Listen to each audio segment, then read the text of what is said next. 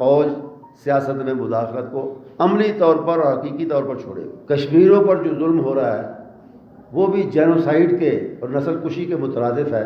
وہ اس حلقے سے ودڈرا کر لیں، ودڈرا ہو جائیں، تاکہ مولانا فضل الرحمان صاحب کو ایک انڈائریکٹ سپورٹ مل جائے. آج جب کہ ہم یہاں بیٹھے ہیں 5 فروری ہے اور اسے ہمارا ملک، ہماری قوم یوم یکجہتی کشمیر کے حوالے سے سیلیبریٹ کرتی ہے. اچھی بات ہے، یکجہتی کے لیے یکجہتی کا ایک پیغام دینا مظلوم کشمیریوں کو، لیکن ہمیں بحیثیت ایک قوم کے، ایک ملک کے، اس سے کچھ بہت زیادہ کرنے کی ضرورت تھی جو ہم نے نہیں کیا. اور میں کسی ایک حکومت کی بات نہیں کرتا. پاکستان میں آنے والی مختلف حکومتوں نے، میں سمجھتا ہوں کہ ایک لمبے اور طویل عرصے سے مسئلہ کشمیر کو وہ اہمیت نہیں دی جس کا یہ مسئلہ مستحق تھا. بڑی حد تک اس سے بے اتنائی برتی ہے مختلف حکومتوں نے. اور گزشتہ حکومت جو پی ٹی آئی کی تھی، اس میں بدقسمتی سے بھارت نے ایک اور غلط اقدام کرتے ہوئے اپنے دستور کا وہ آرٹیکل 370 ختم کر دیا جو مقبوضہ کشمیر کو بڑی حد تک ایک الگ حیثیت دیتا تھا. بھارت سے الگ تو نہیں، لیکن پھر بھی ایک حیثیت ان کی الگ شناخت موجود تھی دستور کے حوالے سے. اس دفعہ کو ختم کیا اور پھر وہاں جو ہے وہ وہاں کا جغرافیہ تبدیل کرنے کی کوشش کی اور ہندوؤں کو، پنڈتوں کو لا لا کے وہاں آباد کیا تاکہ وہاں مسلمانوں کی اکثریت کا جو تناسب ہے وہ ڈسٹرب ہو اور اس میں کمی آئے. اتنے بڑے اقدام پر ہماری اس وقت کی حکومت نے سوائے زبانی احتجاج کے کچھ نہیں کیا، اور زبانی احتجاج بھی بڑا نرم رہا، نہ ہونے کے برابر رہا.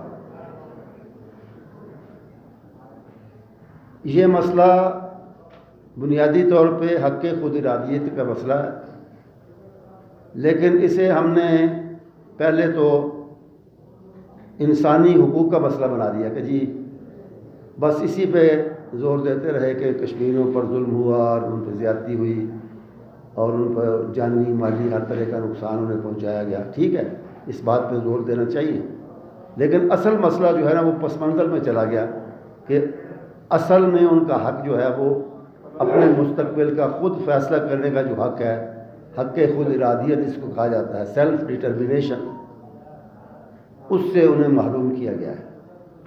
اور اگر انسانی حقوق کا مسئلہ بھی تھا تو اس کو جس پیمانے پر، جس سطح پر،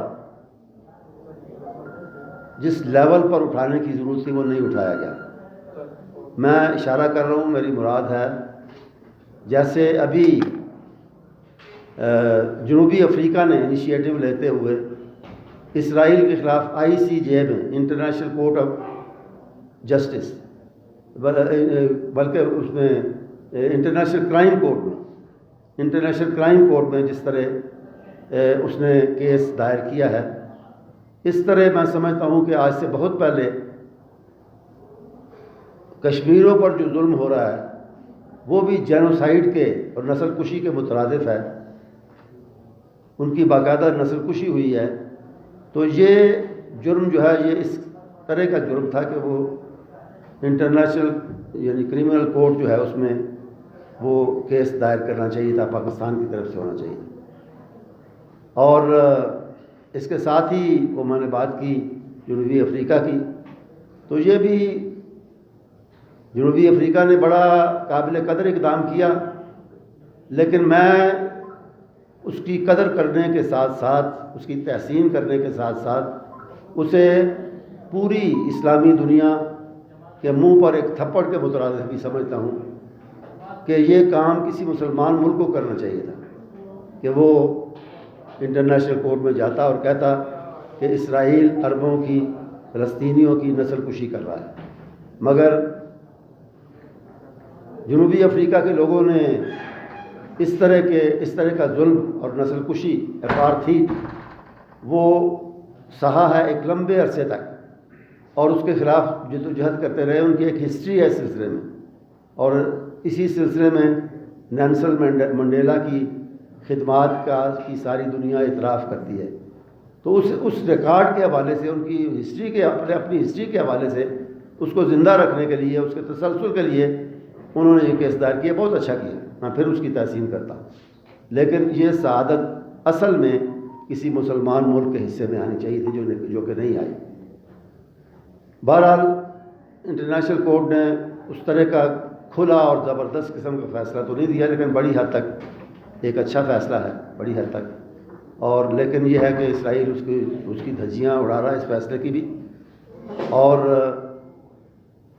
اس کورٹ کے پاس زیادہ سے زیادہ آپشن یہ ہے کہ وہ اگر اس کے فیصلے پر عمل نہیں ہوتا تو سلامتی کونسل کو رپورٹ کرے اور وہاں یہ کیس لے جایا جائے. لیکن سلامتی کونسل میں آپ جانتے ہیں کہ اسرائیل کے حق میں امریکہ اور برطانیہ اور یہ طاقتیں جو ہیں یہ ویٹو کرنے کے لیے ہر وقت تیار بیٹھی رہتی ہیں، تو وہاں سے تو کوئی امید نہیں رکھنی چاہیے. فلسطین کے مسئلے کا ذکر شروع ہوا تو میں یہ ضرور کہوں گا کہ کشمیریوں کی طرح، بلکہ شاید کچھ اس سے بڑھ کر آج کل جو ظلم ہو رہا ہے فلسطینیوں پر غزہ میں خاص طور پہ، اس سلسلے میں بھی عالمی ضمیر کی بے حسی انتہائی قابل مذمت ہے. اور اس کے ساتھ ساتھ یہاں ایک دفعہ پھر مسلمان ملکوں کی بے بسی اور کمزوری کا اظہار بھی ہوتا ہے کہ 50 سے زیادہ 57 کے قریب اسلامی مسلمان ممالک ہیں جو اس ظلم کے خلاف ایک آواز بن کے یا ایک فورم بن کے، ایک پلیٹ فارم بن کے کھڑے نہیں ہو سکے. الگ الگ کہیں مظاہرے ہو رہے ہیں، کہیں احتجاج ہو رہا ہے، اور یہ معاملہ احتجاج تک محدود نہیں رہنا چاہیے تھا. عملی اقدام اس سلسلے میں کرنا چاہیے تھا. بے شک آپ اسرائیل پر حملہ نہ کریں، لیکن کم از کم غزہ کو فضائی دفاع، پاکستان جیسے ملکوں کو میں یہ کہتا ہوں کہ ان کو فضائی دفاع جو ہے وہ مہیا کرنا چاہیے. جارحیت نہ کریں، اسرائیل کے خلاف آپ جنگ کرنے کی سخت نہیں رکھتے، نہ کریں، لیکن دفاع کرنے کا حق تو ہے. ایک مسلمان علاقے پر، مسلمان ملک پر، مسلمانوں پر بمباری ہو رہی ہے مسلسل، وہ بڑی پامردی سے مقابلہ کر رہے ہیں اور کچھ کامیابیاں بھی انہوں نے حاصل کی ہیں، لیکن فضائی حوالے سے وہ کمزور ہیں. اور ان کے دفاع کے لیے پاکستان جیسے مسلمان ملکوں کو آگے بڑھنا چاہیے تھا، جو کہ نہیں ہوا، اور یہ انتہائی قابل افسوس بات ہے. اپنے ملک کی طرف آتے ہوئے چند دن، تین دن کہہ لیں کہ تقریباً باقی ہیں جنرل الیکشن میں. بڑا ابہام رہا، ایک عرصے تک گو مگو کی کیفیت رہی، شکوک جاری تھے، پورے ملک میں چھائے ہوئے تھے، شک کے بادل چھائے ہوئے تھے کہ جی انتخاب ہوں گے نہیں ہوں گے. زیادہ لوگوں کی یہ رائے تھی کہ شاید نہ ہو. بڑی اچھی بات ہے کہ انتخاب ہونے جا رہے ہیں. اس وقت میں سمجھتا ہوں کہ ہمارے ملک کو جو اس کے معاشی حالات ہیں، جو اس کے خارجہ تعلقات ہیں، گزشتہ حکومت نے جس طرح امریکہ کے ساتھ، چین کے ساتھ، سعودی عرب کے ساتھ اپنے تعلقات کو خراب کیا، پاکستان کے تعلقات کو، جس طرح معیشت کا کو نقصان پہنچایا گیا، اور سب سے بڑھ کر جس طرح ہمارے سوشل اور پولیٹیکل فیبرک کو توڑا گیا ہے، اس میں نفرتیں بھری گئی ہیں ایک دوسرے کے خلاف، اور ایک دوسرے کے خلاف دشمنی تک نوبت جا پہنچی ہے. ایسے پہلے ہماری سیاست میں نہیں ہوتا تھا جو کچھ کہ اس دور میں ہوا اور اب تک ہو رہا ہے. اس کے جو بنیادیں کھڑی کی گئی پچھلے حکومت کے دور میں، وہ اب تک وہ سوشل اور پولیٹیکل فیبرک جو ہے ملک کا، اس کو نقصان پہنچا رہی ہے۔ اور ان معیشت کی اصلاح کے لیے، سوشل اور پولیٹیکل فیبرک کی اصلاح کے لیے اور ملک کو سیاسی استحکام دینے کے لیے میں سمجھتا ہوں کہ ایک مضبوط حکومت کی ضرورت ہے۔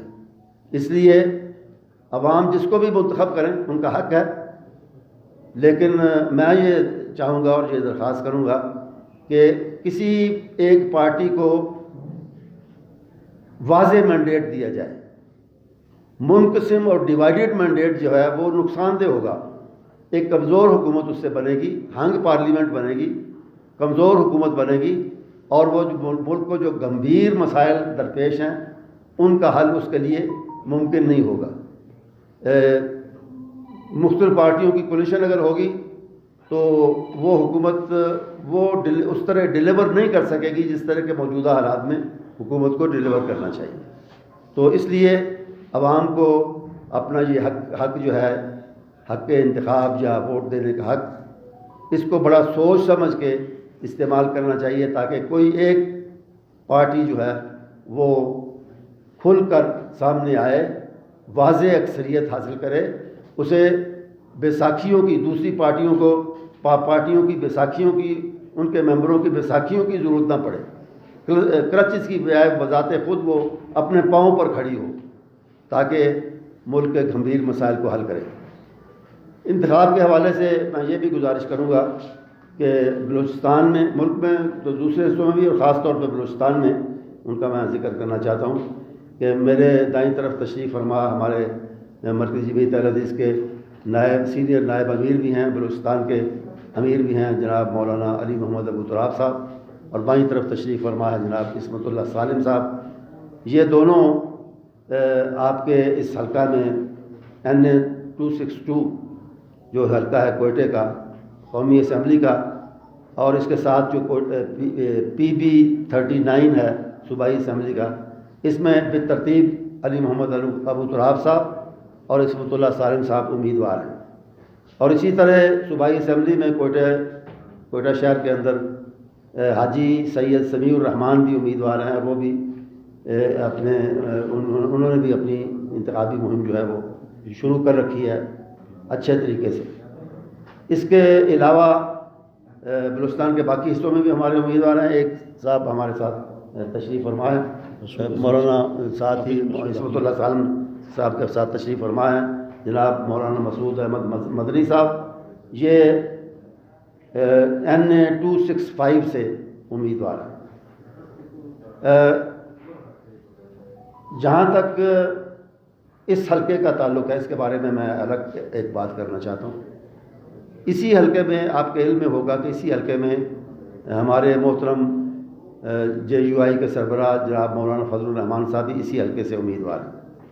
تو اس معاملے میں، اس سلسلے میں آج ہی مولانا عبدالغفور حیدری جو جنرل سیکرٹری ہیں JUI کے، آپ کے علم میں ہے، اور بلوچستان سے ہی ان کا تعلق ہے، اور ہمارے ساتھ وہ سینیٹر بھی ہیں، انہوں نے رابطہ کیا تھا مولانا ابو تراب کے ساتھ اور میرے ساتھ۔ تو وہ کوئٹے سے باہر سے دور تھے، ورنہ وہ خود آنا چاہ رہے تھے، بلکہ اس پریس کانفرنس میں بھی آنا چاہ رہے تھے، لیکن دور ہونے کی وجہ سے تشریف نہیں لا سکے۔ تو انہوں نے رابطہ کیا تھا، ان کی خواہش اور درخواست یہ تھی کہ یہ حلقہ ہم چھوڑ دیں مولانا فضل الرحمان صاحب کے لیے۔ تو مولانا فضل الرحمان صاحب کے احترام اور اعزاز میں ہم نے اس سے اتفاق کیا ہے، اور ہم نے جناب مولانا حافظ مسعود احمد مدنی سے درخواست کی ہے کہ وہ اس حلقے سے وِدڈرا کر لیں، وِدڈرا ہو جائیں، تاکہ مولانا فضل الرحمان صاحب کو ایک انڈائریکٹ سپورٹ مل جائے اس حلقے میں، اور وہ منتخب ہو سکے۔ نہیں، یہ آپ نے درست پوائنٹ آؤٹ کیا ہے، لیکن یہ نہ آپ کہیں کہ مذہبی قوتوں نے یا سیاسی قوتوں نے بھی اس کے خلاف، ہم نے ہمیشہ یہ لاپتہ تو وہ ایک ٹرم مشہور ہو گئی ہے، لاپتہ اصل میں اٹھائے جاتے ہیں وہ لوگ، سب کو پتہ ہے، اور گم کیے جاتے ہیں، لاپتہ ہوتے نہیں، لاپتہ کیے جاتے ہیں۔ تو ہمارا شروع سے موقف، اور ہم کئی مرتبہ اس بات کا اظہار کر چکے ہیں کہ یہ طریقہ کار غلط ہے۔ اگر کوئی ملک دشمن ہے یا ملک دشمن کارروائیوں میں سرگرمیوں میں ملوث ہے، اسے عدالت کے کٹہرے میں لائیں، باقاعدہ اسے سزا دیں، لیکن سزا کے بغیر اسے اٹھانا اور پھر غیر معینہ مدت کے لیے اٹھانا، پتہ ہی نہ چلے کہ وہ کہاں ہے اور ایک لمبی مدت تک پتہ نہ چلے۔ میں ضمنی طور پر عرض کروں کہ ایک دفعہ یہ جنرل باجوہ اور ان کے جو دو سینئر ساتھی ہیں اپنا وہ آئے تھے بریفنگ کے لیے سینٹ میں، تو اس وقت بھی میں نے یہ سوال ان سے کیا تھا۔ وہ لوگ ان کی بریفنگ کے بعد لوگ ڈائریکٹر ملٹری آپریشن بھی تھے اور ISI کے اس وقت جو سربراہ ہیں وہ بھی تھے، تو اور لوگوں نے سوال کیا۔ میرا سوال اس وقت بھی یہی تھا کہ آپ اگر لوگوں کو آپ کی ایجنسیاں اٹھاتی ہیں تو اس کے لیے ان سے پتہ کریں، معلوم کریں کہ چند دن میں آپ معلوم کر سکتے ہیں، آپ کے پاس وسائل ہیں، آپ کے پاس طریقے ہیں، تو چند دن میں معلوم کر سکتے ہیں کہ یہ واقعی ملک دشمن ہے یا کسی سرگرمی میں ملوث ہے نہیں، تو یہ جو غیر معینہ مدت کے لیے آپ اٹھا رہے ہیں اس کا کیا جواز ہے؟ تو انہوں نے کہا نہیں وہ 90 دن کی مدت مقرر ہے۔ میں نے کہا 90 دن سے چھوڑ کے کئی سال تک پتہ نہیں چلتا بندے کا، تو اس کا کوئی واضح جواب انہوں نے نہیں دیا۔ تو یہ ایک بہت بڑا مسئلہ ہے اور اس کی طرف حکومت کے ساتھ ساتھ فوج اور اس کی ایجنسیوں کو بھی میں کہوں گا کہ ضرور توجہ دینی چاہیے اور اس کو یعنی کوئی اس کے لیے باقاعدہ ایک طریقہ بنانا چاہیے کہ اگر کسی بندے کو اٹھایا بھی جاتا ہے تو اس کے لیے 2-3 ہفتے کافی ہیں، پتہ کریں وہ واقعی ملک دشمن ہے بھی یا نہیں۔ یہ جو مسئلہ ہے نا جی، میں بات انصاف کی بات کرتا ہوں، یہ مسئلہ کہ الیکشن سے پہلے لوگوں کو جائز ناجائز مقدمات میں کیسز میں پکڑنا اٹھانا، امیدواروں کو یا ان کے حامیوں کو، قریبی حامیوں کو، میں اس کا حامی نہیں، کوئی کسی بھی پارٹی کے ساتھ کیا اور سلیکشن کا بھی میں حامی نہیں، میں کبھی حامی نہیں رہا سلیکشن کا۔ الیکشن ہونا چاہیے، صحیح الیکشن ہونا چاہیے۔ میں یہ بھی نہیں کہتا کہ یہ مکافات عمل ہے، میں یہ بھی نہیں کہتا، میں مکافات عمل کے مسئلے کی آڑ بھی نہیں لیتا۔ وہ بہت سے لوگ کہتے ہیں کہ جی وہ بھی اسی طرح لائے گئے تھے، وہ بھی اسی طرح آئے تھے، انہوں نے بھی، لیکن یہ کوئی جواز نہیں ہے کہ یہ سلسلہ جو ہے جاری رہے۔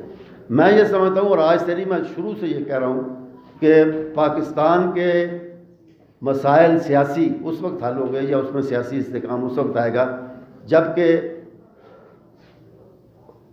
واضح الفاظ میں کہتا ہوں جب کہ فوج سیاست میں مداخلت کو عملی طور پر اور حقیقی طور پر چھوڑے گا، اس وقت آئے گا، اس سے پہلے نہیں آ سکتا۔ اور یہ فوجی مداخلت کی وجہ سے یہ سب کچھ ہوتا ہے جو ہوتا رہا ہے ہمارے ملک۔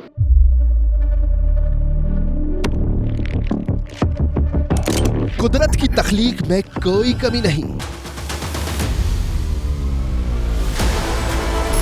بس دیکھنے والی نظر چاہیے۔ قدرت کے بنائے اس نظام میں کون ہے فسادی اور کون کر رہا ہے حق کی منادی؟ Absolutely not. قدرت کی سب پر نظر ہے، مظلوم کی آہ ہو یا ظالم بے پرواہ، قدرت کی نظر سے اوجھل نہیں۔ قدرت کا ایسا ہی ایک شاہکار ہے جو نظر بھی رکھتا ہے اور پل پل کی خبر بھی۔ براہ راست جلسے ہوں یا رکھنی ہو پاکستان سمیت دنیا بھر کی خبروں پر نظر، تو ابھی سبسکرائب کریں YouTube پر ڈیلی قدرت کو یا پھر فالو کریں سوشل میڈیا پر ڈیلی قدرت کو اور رہیں ہر لمحہ باخبر۔ قدرت ہر وقت بر وقت۔